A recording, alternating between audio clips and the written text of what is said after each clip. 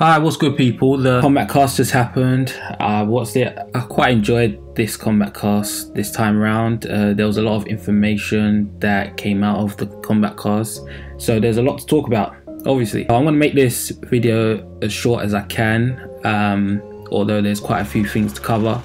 But before I get into the details, I do want to thank everyone that watched my last video on the MILEENA topic. I really appreciate it. My channel's small at the moment, but just want to say thanks to everyone that left a like and a comment on that video. It got more attention than I expected. But anyway, let's get into the details of this video. So I'm a big Jade fan as well as a MILEENA fan, more so Jade than MILEENA. I don't know, it kind of goes back and forth, but I couldn't help but notice the slight changes to Jade's face that has been made, I presume, as you can see here. The changes is only slight changes to the upper lip and the chin. In the new version, it looks more balanced. Her face looks a bit more symmetrical, whereas before it was very chiseled. But yeah, just something that I noticed from watching the combat cast, and this is just the back-to-back clip of it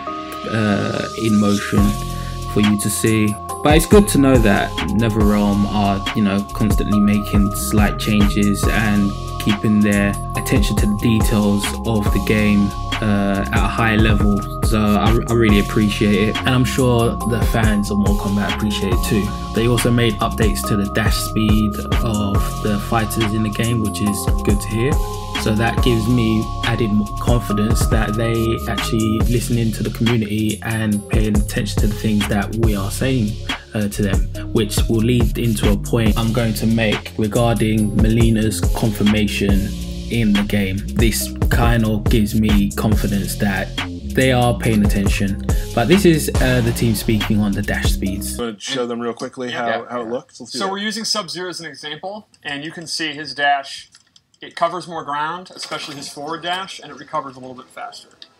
Balance is an iterative process, so the design philosophy of walking being really great is still definitely what we're going for, and it seems like everyone's really happy about kind of the mid-range game, but we wanted to tone up the dashes just a little bit, so you can see here with Sub-Zero it's pretty noticeable, and that's... You know, obviously dashing wasn't the only, you know, suggestion that was given to us.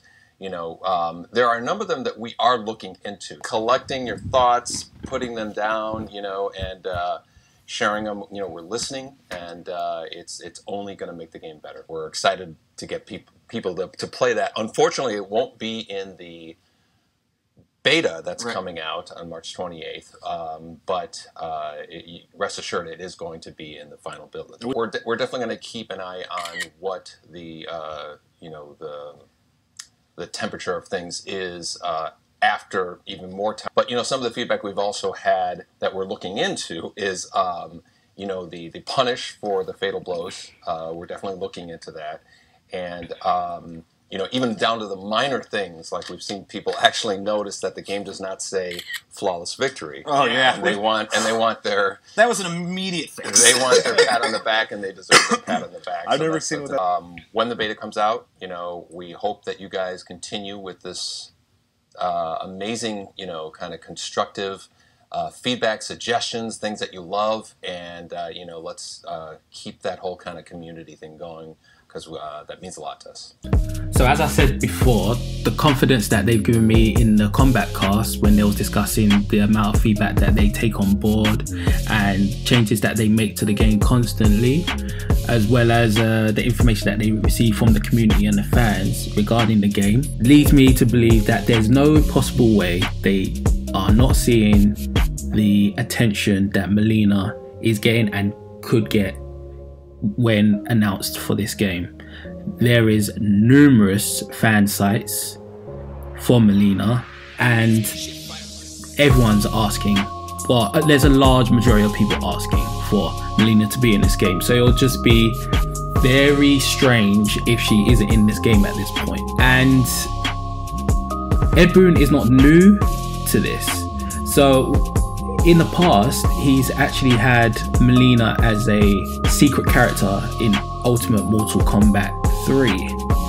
And if you remember, in Mortal Kombat 9, MILEENA's costume was a secret costume at the end of the challenge tower, and he actually discussed this. It's another single player experience that we're giving for players in addition to our story mode, and it's imagined like this tower of little challenges to give to the player that, you know, slight variations on the play mechanic, kind of zany things, fighting without a head, fighting without arms, throwing your arms and legs at people, and imagine 300 of them. You know, many hours of going through, and the greatest prize in the world at the very top. Not to oversell the prize. Yeah.